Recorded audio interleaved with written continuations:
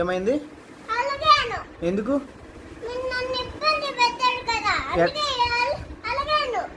ఏ ఇబ్బంది పెట్టాము? ఎన్ని రూపాయలు? ఎన్ని? 5 రూపీస్ ఇబ్బంది పడతాడు అవడన్నా? వాడు చూడు 1,00,000 రూపాయలు అప్పు పెట్టుకుని ఆడు ఎట్టున్నాడు చూడు. పెద్దలే ఎప్పుడు ఇచ్చావు మాకు?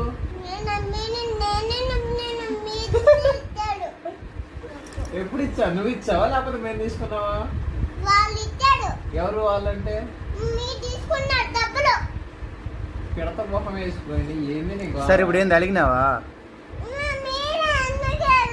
నేను అలిగినానా? మాకెప్పుడు వచ్చింది అలిగా? మా మొక్కలకు సిగ్గే లేదు, ఇంక అలగడం ఒకట.